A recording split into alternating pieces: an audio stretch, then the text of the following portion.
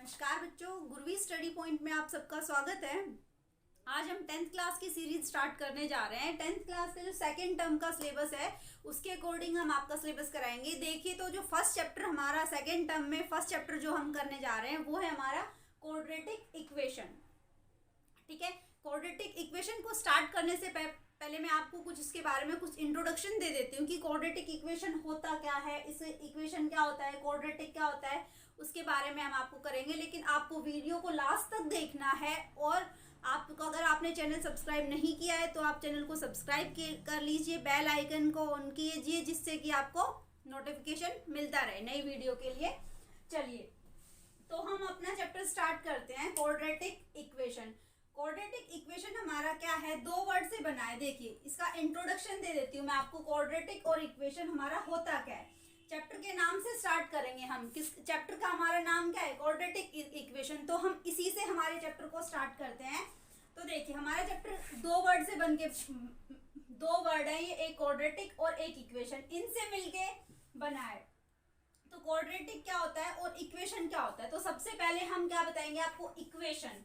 हमारी इक्वेशन क्या होती है, तो जो इक्वेशन है हमारा वो इक्वेशन वर्ड से स्टार्ट करते हैं हम लोग। तो इक्वेशन वर्ड में आपको तीन चीजें याद रखनी है। ठीक है, किससे स्टार्ट करते हैं, इक्वेशन वर्ड से हम अपना चैप्टर स्टार्ट करते हैं। तो इक्वेशन में आपको तीन चीजें याद रखनी है। तीन चीजें कौन सी, देखिए नंबर 1, ये आप नोट डाउन कर लीजिए।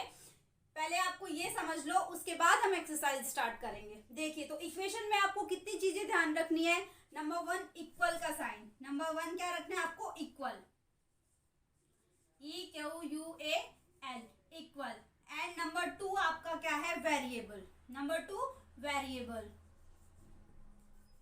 वेरिएबल। एंड नंबर 3 आपको क्या याद रखना है इसमें, नंबर पार्ट। तो इक्वेशन में क्या होता है, तीन चीजों से मिलके बनता है, equal, variable and number part.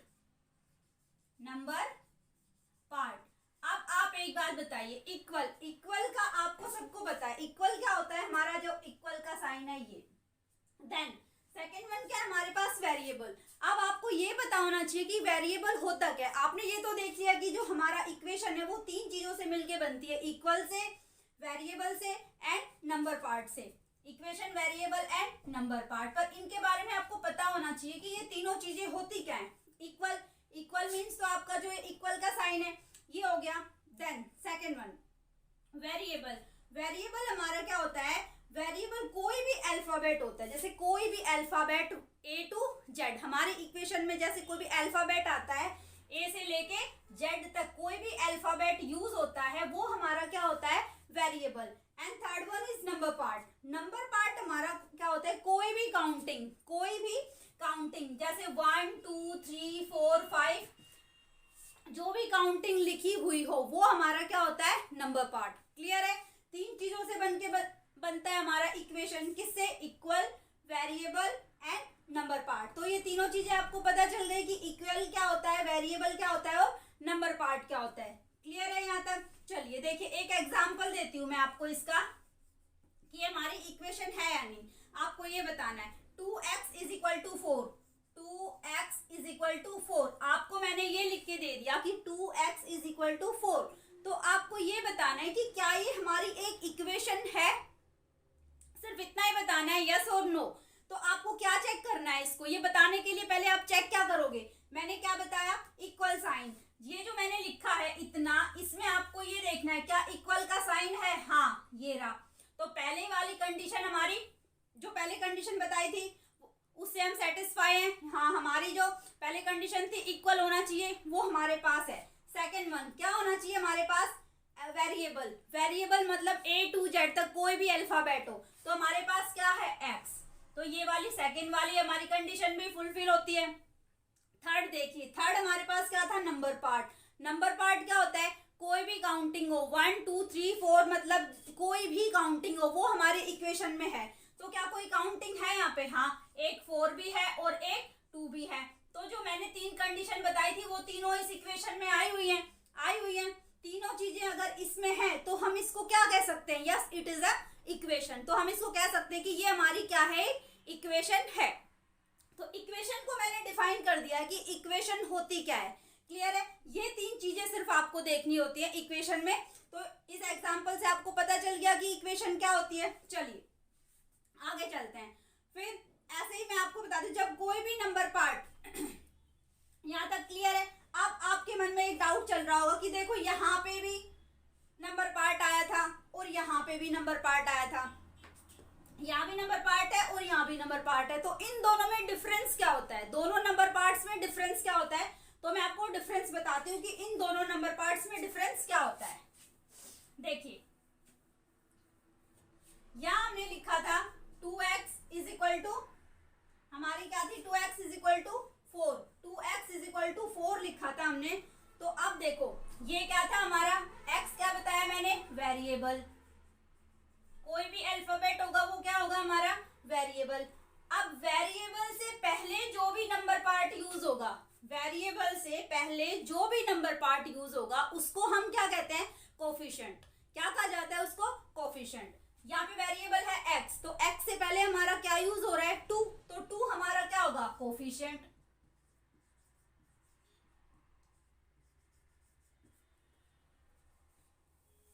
ठीक है, 2 हमारा क्या होगा? कोफिशिएंट।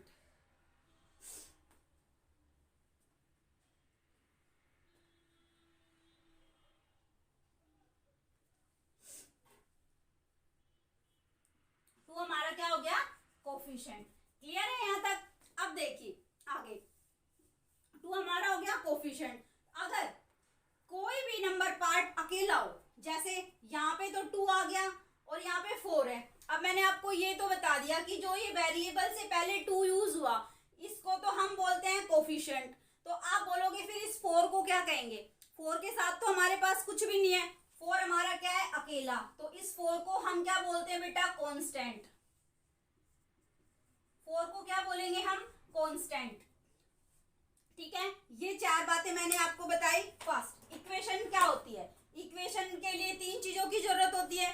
इक्वल साइन का होना, सेकंड वेरिएबल का होना एंड नंबर पार्ट का होना।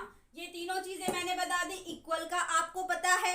वेरिएबल क्या होता है? जिसके साथ कोई भी अल्फाबेट यूज होता है वो क्या होता है? वेरिएबल। फिर आता है नंबर पार्ट। नंबर पार्ट क्या होता है? कोई भी काउंटिंग हो वो हमारी नंबर पार्ट होगी। अब इक्वेशन में हमारे पास दो काउंटिंग आ जाती हैं। जैसे कि एक एग्जांपल लिया था हमने ये कि 2x इज इक्वल टू 4, तो इसमें दो काउंटिंग आई हुई है, एक 4 और एक 2। तो मैंने इन दोनों को डिफाइन कर दिया कि 2 क्या है? वेरिएबल से पहले कोई भी नंबर काउंट हो उसको क्या कहेंगे? कोफिशिएंट कहते हैं। और जो अकेला नंबर काउंट हो, कोई भी अकेला नंबर काउंट हो उसको क्या कहते हैं? कांस्टेंट। नंबर पार्ट कोई भी अकेला हो उसको क्या कहते हैं? कांस्टेंट। क्लियर है यहाँ तक? अगर यहाँ तक क्लियर है तो हम आगे चलते हैं। चलिए नेक्स्ट क्या है? ये मैंने आपको इक्वेशन बता दिया। नाउ अभी हम क्या स्टार्ट करते हैं? क्वाड्रेटिक। इक्वेशन का मतलब पता चल गया आपको कि इक्वेशन होता क्या है। तो हम आगे क्वाड्रेटिक के बारे में बताते हैं कि हमारा क्वाड्रेटिक क्या होता है। क्वाड्रेटिक क्या होता है? देखिए क्वाड्रेटिक का मतलब क्या होता है? क्वाड्रेटिक का मतलब होता है बेटा किसी की भी पावर 2 होना। क्या? किसी भी नंबर की पावर, किसी की भी पावर 2 होना। किसी की भी पावर 2 होने का मतलब ये नहीं है कि जैसे 4 की पावर 2, 5 की पावर 2, इस तरीके से नहीं। हम अब आप अपने वर्ड को देखिए, क्वाड्रेटिक को देखिए। क्वाड्रेटिक का मतलब क्या है? यहाँ क्वाड्रेटिक से बात कर रहे हैं हम लोग, तो इट मीन्स जो हमारा वेरिएबल होगा, हमारा जो वेरिएबल होगा उसकी पावर 2 होना। अगर वेरिएबल की पावर 2 है तो वो क्या है? क्वाड्रेटिक है। क्लियर है ये चीज? जैसे कि एक एग्जांपल लेते हैं। हमारे पास वेरिएबल था, हमने लिखा x² इज इक्वल टू 0। हमने क्या लिख दिया? x² is equal to 0। तो यहाँ पे हमारा वेरिएबल बताना है आपको। हमने x² इज इक्वल टू 0 लिख दिया। तो आपको ये पता होना चाहिए कि हमारा वेरिएबल क्या है। यहाँ पे वेरिएबल मैंने क्या बताया था? वेरिएबल क्या होता है? जो अल्फाबेट, कोई भी अल्फाबेट हमारे इक्वेशन में यूज हो रहा हो। यहाँ पे हमारा क्या यूज हो रहा है? x² यूज हो रहा है। ठीक है, तो x यूज हो रहा है, मीन्स अल्फाबेट हमारा क्या यूज हो रहा है? x। तो x के ऊपर पावर कितनी है? 2 है। x की पावर कितनी है? 2। तो ये हमारा क्या होगा? क्वाड्रेटिक। क्या होगा ये हमारा? अगर x पावर 2 है तो क्वाड्रेटिक होगा। क्लियर है ये चीज? तो ये हमारा जीरो क्या है? नंबर पार्ट है। जीरो क्या है हमारा? Number part. ये इक्वल क्या है हमारा? जो ये क्या है साइन? इक्वल का। ये क्या है हमारा? वेरिएबल। ठीक है, इक्वेशन के लिए तीन चीजें ही बताई थी। तीन चीजों की जरूरत होती है हमें, किसकी? नंबर पार्ट की, इक्वल की और वेरिएबल की। क्लियर है? तो हमारे पास तीनों चीजें हैं।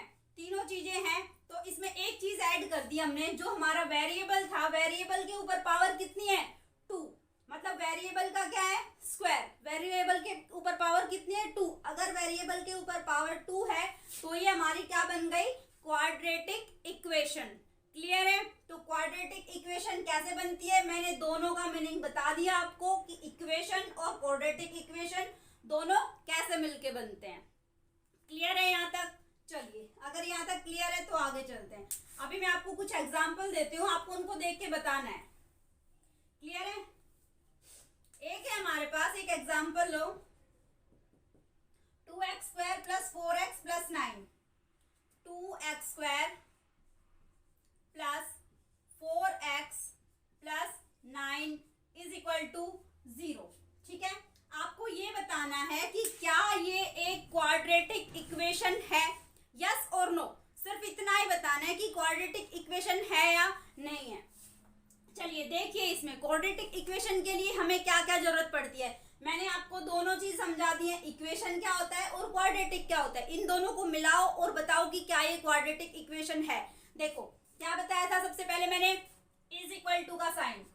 क्लियर है? क्या इसमें हमारे पास = का साइन है? ये रहा, सही। दूसरी चीज मैंने आपको क्या बताई थी, क्या होना चाहिए? वेरिएबल। तो वेरिएबल है, यस, ये x² है और x है, हमारे पास वेरिएबल भी है। क्लियर है? थर्ड चीज क्या बताई थी मैंने? Number part. नंबर पार्ट, क्या इसमें नंबर पार्ट है? नंबर पार्ट एक से ज्यादा हो सकता है, ऐसा नहीं है कि नंबर पार्ट एक ही हो, वेरिएबल भी एक से ज्यादा हो सकता है आपके पास। तो देखिए यहाँ पे वेरिएबल क्या है हमारे पास? x भी है और x² भी है। नंबर पार्ट हमारे पास क्या है? 2 भी है, 9 भी है, 0 भी है। क्लियर है? ये तीनों हमारे पास क्या है? Number part.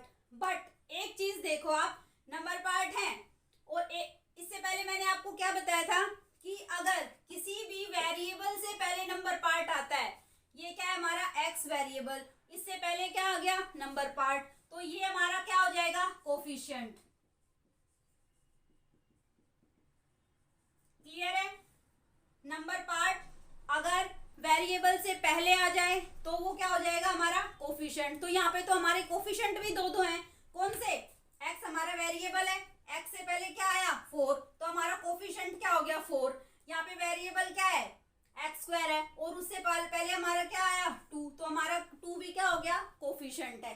क्लियर है यहाँ तक? अब देखिए, क्या ये एक क्वाड्रेटिक इक्वेशन है? इक्वेशन का तो हमें पता चल गया कि हाँ इक्वेशन तो है, क्योंकि मैंने आपको ये तीन चीजें बताई थी, ये तीनों चीजें आपने चेक कर ली।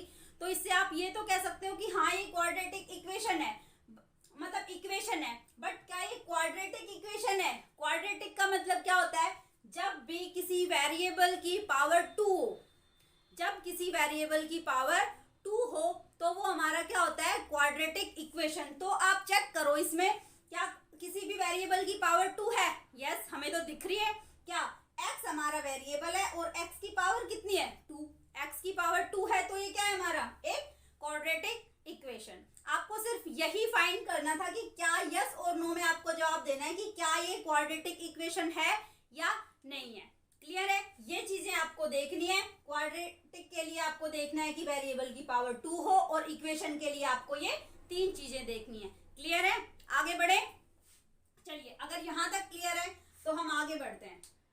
फिर देखिए नेक्स्ट, कोई भी अगर क्वाड्रेटिक इक्वेशन होती है तो वो उसकी एक स्टैंडर्ड फॉर्म होती है। क्वाड्रेटिक इक्वेशन की क्या होती है बेटा? एक standard form. Standard form means क्या है इसका? कि इसको एक पैटर्न में लिखा जाता है। ठीक है, इस एक जनरल फॉर्म होती है इसकी, जिसको लिखने का एक तरीका होता है। क्लियर है? जैसे हम ABCD लिखते हैं तो A के बाद B फिर C, ठीक है, D, इस तरीके से लिखते हैं। तो इसकी भी एक क्या होती है, जनरल फॉर्म होती है। तो वो जनरल फॉर्म क्या होती है कि उसको किस तरीके से किस पैटर्न में लिखा जाता है वो मैं आपको बता देती हूँ। देखिए इसको हमने लिखा है, इसकी जनरल फॉर्म क्या होती है, क्वाड्रेटिक इक्वेशन की जनरल फॉर्म क्या होती है, एक स्टैंडर्ड फॉर्म बोलते हैं इसको। इसकी एक स्टैंडर्ड फॉर्म होती है, क्या होती है इसकी एक स्टैंडर्ड फॉर्म, किस तरीके से इसको लिखा जाता है, ax², क्लियर है, bx plus c is equal to 0। इसको इस फॉर्म में लिखा जाता है, ax² plus bx plus c is equal to 0। ये हमारी एक क्या है, जनरल फॉर्म है, मतलब ये एक लिखने का पैटर्न है। इसका जो क्वाड्रेटिक इक्वेशन होगी उसको लिखने का ये क्या है, एक पैटर्न है। तो आप उसको ये इसी फॉर्म में लिखी जाएगी हमेशा, क्लियर है ये चीज। तो देखिए अब आप यहाँ बोलोगे कि यहाँ पे हमारा नंबर पार्ट तो नहीं आया, तो बेटा जो A की प्लेस पे होगा वो हमारा क्या होगा, कोई भी नंबर आएगा, B की प्लेस पे होगा वो भी कोई नंबर आएगा, और C की प्लेस पे आएगा वो भी कोई नंबर आएगा। ये मैंने आपको एक पैटर्न बताया है सिर्फ कि इसको किस तरीके से लिखा जा सकता है, क्लियर है यहाँ तक। अब देखिए जैसे मैं आपको कोई भी एक एग्जाम्पल दे देती हूँ, एग्जाम्पल से आपको अच्छे से समझ आएगा। ये एक एग्जाम्पल है हमारा 2x² plus 3x plus 5 is equal to 0। तो इसमें मैं आपको बोलती हूँ find the value of A, B and C, clear है। मैंने आपको ये एक एग्जाम्पल दिया और आपको क्वेश्चन में ये पूछा जाता है कि find the value of A, B and C, ठीक है। तो अगर आपने पहले स्टैंडर्ड फॉर्म पढ़ी है कि स्टैंडर्ड फॉर्म को किस, स्टैंडर्ड फॉर्म हमारी ये होती है, इस पैटर्न में हमारी इक्वेशन को लिखा जाता है, तो आप A, B और C की वैल्यू फाइंड कर सकते हैं। क्यों, हमने ये पढ़ा है कि A कब आता है, x² से पहले, A कब आता है x² से पहले, B कब आता है x से पहले, ठीक है, और उसके बाद क्या, जो रिमेनिंग जो बच गया कांस्टेंट, जो अकेला रह गया वो क्या होता है हमारा C, क्लियर है ये तीनों चीजें। तो ये ध्यान रखिए, A कब आता है x² से पहले, B कब आता है x से पहले, और जो लास्ट में बच गया वो क्या होता है हमारा C, क्लियर है ये चीज।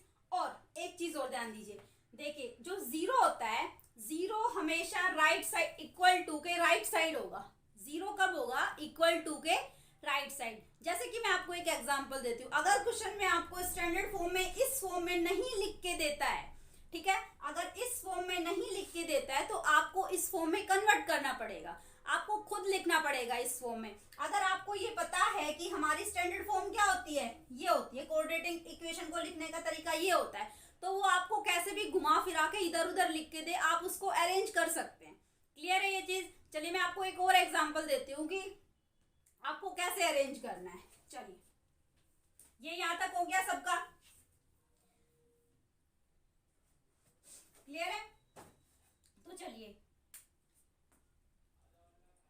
आप एक चीज और देखो, इसमें ये वाली जैसे इक्वेशन थी, तो इसमें अगर आपसे ये पूछ लेता है, एक चीज छूट गई इसमें, अगर ये हमने स्टैंडर्ड फॉर्म में तो बता दिया, इसको एग्जांपल देके भी बता दिया, तो इसमें आप एक बार बताइए, अगर आपसे पूछे कि x² का कोफिशिएंट क्या है, तो आप क्या बताओगे, x² का कोफिशिएंट क्या है, a, जो x² से पहले आता है। अब x का कोफिशिएंट पूछता है कोई आपसे, तो आप x का कोफिशिएंट क्या बताओगे, x का कोफिशिएंट क्या है हमारे पास b, एंड c तो क्या है हमारा कांस्टेंट है, c तो हमारा कांस्टेंट है। अब देखिए एक इक्वेशन मैं आपको ये दे देती हूं, एक एग्जांपल, चलो पहले आप मुझे ये करके बताओ, -3x² plus 5x - 7 is equal to 0। इस इक्वेशन में आपको find the value of A, B and C। मैंने आपको ये क्वेश्चन दिया है कि हमारे पास ये इक्वेशन दे दी मैंने आपको, और इसमें मैंने क्या पूछा है, find the value of A, B and C, value of A, B and C, clear है यहाँ तक। आपको इसमें ए बी और सी की वैल्यू फाइंड करनी है, तो आप कैसे करोगे बताइए, थोड़ा सोचो फिर मैं कराती हूँ। क्लियर है? वीडियो को पॉज करो और पहले इसको सोल्व करो, आप खुद से करके देखो कि उसके बाद आप अपना आंसर मैच कीजिएगा। ठीक है, तो ये इक्वेशन दे दी मैंने, क्या पूछा है, find the value of A B and C. इससे पहले मैंने ऊपर क्या लिखा है, स्टैंडर्ड फॉर्म में लिख दिया मैंने। तो ए क्या होगा, क्या होता है, एक्स स्क्वायर से पहले, तो आप अपनी इक्वेशन में चेक कीजिए, एक्स स्क्वायर से पहले क्या है, -3, तो हमारा ए क्या होगा, -3। क्लियर है यहाँ तक?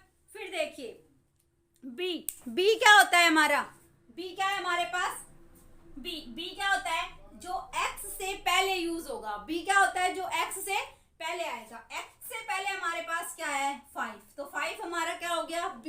एंड देन सी क्या होता है, जो कांस्टेंट है। सी क्या होगा, जो कांस्टेंट है, जो बेचारा अकेला है, तो वो क्या हो जाएगा, c -7। क्लियर है ये चीज यहाँ तक? तो ए बी और सी आप फाइंड कर सकते हो। चलिए हम नेक्स्ट लेवल पे चलते हैं। यहां तक आपका क्लियर है? चलिए नेक्स्ट क्या कहता है हमारा क्वेश्चन, एक और एग्जांपल मैं आपको दे देती हूँ। ये हो गया आपका 2x²। आप ये बताइए मुझे, अगर आपके पास ऐसा क्वेश्चन आता है, एक नेक्स्ट और एग्जांपल कर लेते हैं, 2x² = 0 आ गया। क्या आया, 2x² = 0। इसमें भी अगर कोई आपसे ये पूछता है कि find the value of A B and C, किसकी वैल्यू निकालनी है, ए बी एंड सी, तो आप कैसे फाइंड आउट करोगे, जल्दी बताओ। देखिए, तो मैंने आपको बताया था जो x² से पहले होता है वो तो क्या होता है, 1। ये तो आपको यहां से पता चल गई। तो a क्या होता है, जो x² से पहले यूज हो, तो x² से पहले क्या है, 2। a तो हो गया हमारे पास 2। एंड फिर b एंड c। अब देखो, आपको अपनी इक्वेशन में b और c नजर नहीं आ रहा, तो आप एक बार बताओ, क्या ये इक्वेशन नहीं है, यस और नो, क्या ये इक्वेशन है या नहीं है? तो इसको बेटा पहले चेक करो कि ये इक्वेशन है या नहीं है। तो पहले तो इसको इक्वेशन चेक करेंगे है या नहीं है। क्या इक्वल टू का साइन है। हमारे पास नंबर पार्ट है 0, यस है। नंबर पार्ट भी है हमारे पास। वेरिएबल है, हाँ है। वेरिएबल भी है, तो ये इक्वेशन तो है। ये चीज तो क्लियर है कि ये हमारी इक्वेशन तो बनी है। बट अब हम b कहां से लेके आए और c कहां से लेके आए। देखो, क्या इसमें हमारे पास x दिया हुआ है, नहीं दिया हुआ। x से पहले ही तो b यूज होता है। अगर x नहीं दिया हुआ है तो b कहां से आएगा, तो क्या हो गया, 0। अब देखिए, क्या हमें कोई कांस्टेंट नंबर दिया हुआ है, c, जो कि हम यहाँ यूज करते हैं, दिया हुआ है, नहीं। तो c क्या होगा हमारा, 0। ठीक है, c क्या हो गया, ये रहा 0। क्लियर है ये चीज? चलिए, अगर ये क्लियर है तो मैं आपको एक और क्वेश्चन देती हूँ, उसको आपको सोल्व करना है। ठीक है, नेक्स्ट क्या है आपका, एक और एग्जांपल। स्टैंडर्ड फॉर्म में को मैंने रफ कर दिया, अभी आपको खुद से बताना है। चलिए एक और एग्जांपल देती हूँ मैं आपको। जैसे कि आपको ये क्वेश्चन दे दिया गया, 2x² = 5, 2x² = 5। ठीक है, 2x² = 5 दिया हुआ है, तो आपको इसमें क्या बताना है, a b और c की वैल्यू फाइंड करनी है। क्या बताना है, a b और c की वैल्यू फाइंड करनी है आपको। ठीक है, तो सबसे पहले तो आप ये बताइए, क्या जो ये इक्वेशन है या नहीं, पहले आपको ये चेक करना है। फर्स्ट स्टेप आपका क्या होगा कि आपको ये चेक करना है कि ये इक्वेशन है या नहीं है। तो इक्वल टू का साइन है, यस। नंबर पार्ट है, यस। वेरिएबल है, यस। तो ये हमारी इक्वेशन तो है। बट सेकेंड स्टेप हमारा क्या होगा, इक्वेशन है तो आप ये चेक कीजिए, क्या ये हमारी स्टैंडर्ड फॉर्म में है, स्टैंडर्ड फॉर्म में है या जनरल फॉर्म में है या नहीं है, नहीं है। जनरल फॉर्म में कब होगी, जब इज इक्वल टू के राइट साइड 0 होगा। जब इज इक्वल टू के राइट साइड 0 होगा तो वो हमारी जनरल फॉर्म में होगी। बट यहाँ पे तो इक्वल टू के राइट साइड में क्या है, 5, तो हमें इसको क्या करना है, जनरल फॉर्म में लिखना होगा। जनरल फॉर्म में कैसे लिखते हैं, बताया था मैंने, ax² + bx + c = 0। तो ax², a तो ये रहा, 2x²। ठीक है, क्या हमारे पास bx दिया हुआ है? नहीं दिया हुआ, तो मत लिखो। 2x² नहीं दिया हुआ, मत लिखो। c, अब देखो जो कांस्टेंट है वो तो हमें दिया हुआ है। कांस्टेंट क्या है हमारे पास? 5, जो बिल्कुल अकेला है, बट वो कहाँ है? ब्रैकेट से इज इक्वल टू के right side. Is equal to के राइट साइड तो सिर्फ क्या आ सकता है? इक्वल टू के राइट साइड तो बस 0 आ सकता है। तो इसको हम इस साइड लेके आएंगे, इक्वल टू के दूसरी साइड लेके आएंगे। अगर इक्वल टू के दूसरी साइड लेके आएंगे तो ये क्या हो जाएगा? -5। 2x² -5 is equal to 0। इस इक्वेशन को हम कैसे लिख सकते हैं? 2x² -5 is equal to 0। इस तरीके से लिखी जा सकती है। हाँ, अब आपको ये बताना है कि a, b और c की वैल्यू फाइंड करनी है। अगर आप इसी से a, b और c की वैल्यू फाइंड करेंगे, चलिए आपने इसको जनरल फॉर्म में नहीं लिखा, कन्वर्ट नहीं किया, और आप इसी को देख के अगर a, b और c की वैल्यू फाइंड करते हैं तो देखिए a तो क्या होगा? 2, ये तो आपको पता चल गया। b भी आपको पता चल गया कि x नहीं दिया हुआ तो 0, और c आप क्या लिखेंगे इसको देखते हुए? 5। अगर आप इसको देखते हुए c5 लिखेंगे तो आपका रॉन्ग हो गया। ठीक है, आपका क्या हो गया? रॉन्ग। अब देखिए इसको जनरल फॉर्म में इसलिए हमें कन्वर्ट करना है कि हमें क्या है? c क्या आएगा हमारा? -5। c की वैल्यू क्या होगी हमारी? -5। क्लियर है यहाँ तक?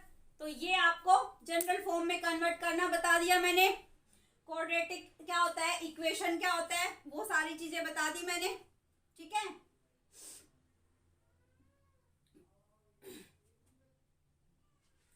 अगर तब आप a, b और c की वैल्यू बेटा कब निकाल सकते हैं?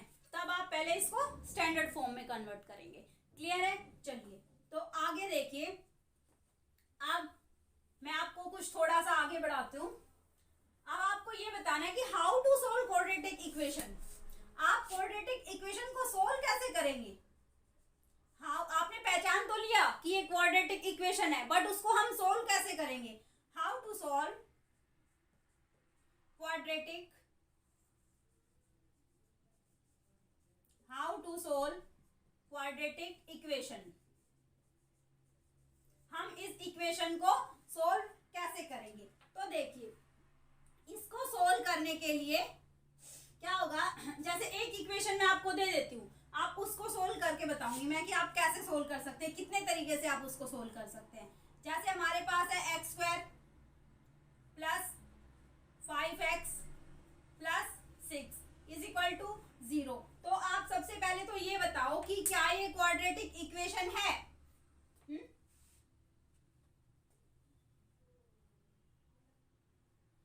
है? तो देखिए, हमें सोल्व करने के लिए क्या होता है कि कोई तो ऐसी वैल्यू होगी, इसको सोल्व करना है, मतलब कि इसको सोल्व करके हमारा आंसर क्या है? 0। क्लियर है? तो कोई तो ऐसी वैल्यू होगी x की जो कि जिससे कि हमारा इज इक्वल टू 0 आ जाए। क्लियर है? तो कोई ना कोई तो ऐसी x की वैल्यू होगी जिससे कि हमारी इक्वेशन को 0 बना दे। क्लियर है? होगी कोई ना कोई तो ऐसी वैल्यू। तो वो वैल्यू क्या होगी? तो जो वैल्यू होती है उसे क्या कहते हैं? रूट या 0। ठीक है, x² + 5x + 6 is equal to 0। अब देखिए इसमें इसका मतलब क्या है? कोई ना कोई हमारे पास ऐसी वैल्यू होगी x की जो कि हमारी इक्वेशन को 0 बना दे। तो जो वैल्यू होगी उसे हम क्या कहते हैं? उसे हम जीरोस या रूट्स कहते हैं। क्लियर है? उनको हम क्या कहते हैं? जीरोस या रूट्स। क्या कहा जाता है उनको? जीरोस या रूट्स। जो वैल्यू होगी जो इस इक्वेशन को 0 बना दे उसको क्या कहा जाता है? जीरोस या रूट्स कहते हैं। ठीक है, दूसरी चीज, यदि किसी क्वेश्चन में बोला जाता है आपको, देखिए अगर किसी भी क्वेश्चन में आपको बोला जाए कि इक्वेशन के रूट निकालो या 0 निकालो, ठीक है, अभी हमें बोला जाता है कि ये मैं एक इक्वेशन दे दिया और इक्वेशन में हमें क्या सोल्व करना है, वो हमें क्वेश्चन बोलता है। क्वेश्चन हमें क्या कहता है कि आपको इस इक्वेशन के जीरोस निकालने हैं या इस इक्वेशन के रूट निकालने हैं। दोनों चीजें एक ही है बेटा, एक ही चीज है, ये जीरोस भी वही है और रूट भी ये वही है। वो तो क्वेश्चन पे डिपेंड करता है कि वो आपको क्या बोले, कौन सी लैंग्वेज यूज करे। वो आपको जीरोस बोलेगा तो भी वही बात है, वही चीज हमें फाइंड करनी है, और जो रूट्स बोलेगा तो भी हमें वही चीज फाइंड करनी है। तो ये जीरोस और रूट्स फाइंड करने के 3 तरीके होते हैं, 4 तरीके होते हैं वैसे, बट आपके सिलेबस में 3 तरीके से निकाला गया है। तो वो देखिए क्या है, कौन से हैं। दोनों का जीरोस और रूट्स का कंसेप्ट सेम है, ठीक है। किसी भी इक्वेशन को सोल्व करने के कितने तरीके बताए मैंने, 4 तरीके होते हैं, लेकिन आपके सिलेबस में कितने हैं, 3। तो वो तीनों मैं आपको यहाँ पे लिखवा देती हूँ, किस किस तरीके से आप जीरोस और ये रूट्स निकाल सकते हैं। देखिए पहला होता है हमारा क्वाड्रेटिक फॉर्मूला। क्या होता है, क्वाड्रेटिक फॉर्मूला।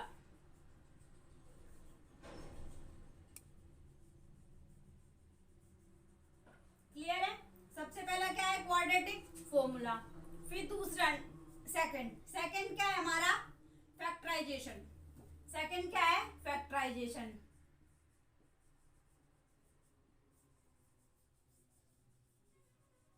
क्लियर है, और थर्ड वन क्या है हमारा, third completing the square method. Completing the square method,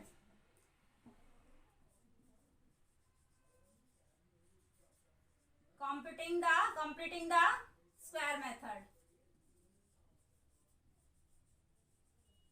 square method। Clear है, कंप्यूटिंग द स्क्वायर मेथड। तो आप इन 3 तरीके से, ये 3 तरीके, इन तीनों तरीके से आप क्या फाइंड कर सकते हो, जीरोस और रूट्स। जीरोस और रूट्स फाइंड करते हो। तो आज सबसे पहले हम क्या करेंगे, सबसे पहले जो हमारे क्वाड्रेटिक फॉर्मूला है उसको देखिए आपकी, उससे क्वाड्रेटिक फॉर्मूला से आप कैसे जीरोस फाइंड कर सकते हैं।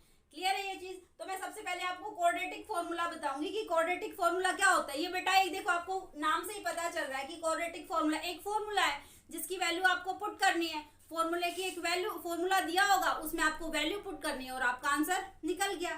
ठीक है, तो पहले आपको ये फॉर्मूला याद करना होगा कि क्वाड्रेटिक फॉर्मूला होता क्या है, इससे हम कैसे जीरोस फाइंड कर सकते हैं। ये सबसे इजी मेथड आपका यही है कि क्वाड्रेटिक फॉर्मूला वाला। देखिए ये हमारे पास इक्वेशन है x² + 5x + 6। तो आप ये देखिए कि क्वाड्रेटिक फॉर्मूला क्या होता है।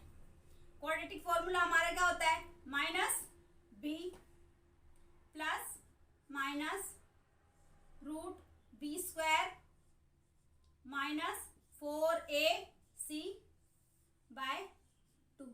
क्लियर है, -b प्लस माइनस, यहाँ पे प्लस भी होगा और माइनस भी, एक बार प्लस एक बार माइनस, -b² -4ac/2। क्या करना है, डायरेक्ट फॉर्मूले में वैल्यू पुट करनी है और आंसर। तो अब यहां से देखिए, आपको ये हमारे पास इक्वेशन दी हुई है। अब हमें काम आएगा कि जो हमने a, b और c की वैल्यू पता की थी ना, तो वो अब काम आएगी इस फॉर्मूले में कि हमारी a, b और c की वैल्यू क्या क्या थी। तो अब सबसे पहले फॉर्मूले को सोल्व करने के लिए हम क्या करेंगे, a की वैल्यू क्या है हमारी इस इक्वेशन में, इस इक्वेशन को देखनी है। a की वैल्यू क्या होती है, जो a क्या होता है x² से पहले, तो x² से पहले यहाँ पे हमारे पास कुछ है, कुछ भी नहीं है, तो 1। ठीक है, तो 1। अब देखिए b क्या होता है, जो x से पहले आए, x से पहले क्या है 5, तो b हमारा क्या हो जाएगा 5। एंड देन c हमारा क्या है, जो क्या है कांस्टेंट हो, कांस्टेंट क्या है हमारे पास, जो अकेला है 6। ठीक है, a1 b5 एंड c 6। तो अब a b c हमारे फॉर्मूले में भी क्या है, यहाँ पे b है, यहाँ पे a है और यहाँ पे c है, इनकी वैल्यू क्या कर देंगे, पुट कर देंगे। अब देखिए -b है, तो -b क्या, -5 हमने यहाँ पुट कर दिया, एक बार प्लस एक बार माइनस। अब देखिए √b², b क्या है 5 का स्क्वायर, या हमने 5 का स्क्वायर किया, -4 इंटू a हमारे पास क्या है 1 एंड c हमारे पास क्या है 6/2। क्लियर है यहाँ तक। अब देखिए इसको सोल्व कीजिए, ये क्या है -5, क्या है ये -5 प्लस माइनस 5 5 जा √5 जा कितना होता है 25, माइनस 4 1 जा 4 6 जा 24, 25 माइनस 24 बाय में क्या है 2। अब देखिए इसको मैं यहाँ सोल्व करती हूँ, 25 में से 24 को माइनस किया, कितना है 1, -5 प्लस माइनस ये कितना हो गया 1। तो √1 मतलब क्या होता है, √1 का मतलब 1 ही होता है, तो आप इसको रूट में ना लिख के ऐसे ही लिख सकते हो 1/2। अब देखिए हमारे पास ये निकल के आया -5 प्लस -1/2। तो यहाँ पे प्लस का साइन भी है और माइनस का साइन है, तो इसका मतलब क्या होगा कि एक बार आपको इसको प्लस में लिखना है और एक बार आपको इसको माइनस में लिखना है। चलिए -5 एक बार प्लस में लिखिए इसको, -5 प्लस 1/2। एक बार यहाँ पे क्या लिखेंगे -5 -1/2। क्लियर है। तो -5 और 1 क्या होता है 4, -4/2 और ये क्या होगा आपका -5 और -1 -6/2। इसको सोल्व करेंगे -2 और इसको सोल्व करेंगे -3। तो जो हमारे रूट्स निकल के आए हैं, जो हमारे जीरोस निकल के आए हैं इस इक्वेशन के, वो क्या होंगे, the zeros of this equation is -2 and -3। इस इक्वेशन के हमारे जीरोस क्या होंगे -2 और -3। क्लियर है ये चीज आपको। तो हमारे जीरोस क्या होंगे, या फिर आप इनको रूट्स भी बोल सकते हो। हमारे रूट्स क्या निकल के आए -2 और -3। अब देखिए अब क्या होता है, यदि कोई इक्वेशन है क्यूबिक है, यहाँ पे तो हमारा x² था, अगर कोई इक्वेशन क्यूबिक है तो उसमें कितने रूट निकल के आएंगे 3। ठीक है। अगर किसी में वेरिएबल की पावर 4 है तो कितने रूट निकल के आएंगे 4। ठीक है। बट आपके सिलेबस में क्या है 2 पावर के इक्वेशन है। क्लियर है यहाँ तक। तो आपको दो जीरोस ही निकालने हैं, मतलब 2 जीरोस ही निकलेंगे। ठीक है। चलिए आगे चलते हैं। ये क्या था हमारा क्वाड्रेटिक फॉर्मूला। यहां तक क्लियर है आपको क्वाड्रेटिक फॉर्मूला तक। चलिए तो नेक्स्ट क्या है हमारा फैक्टराइजेशन।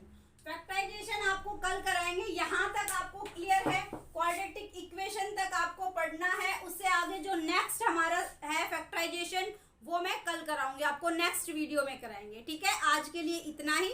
Thank you.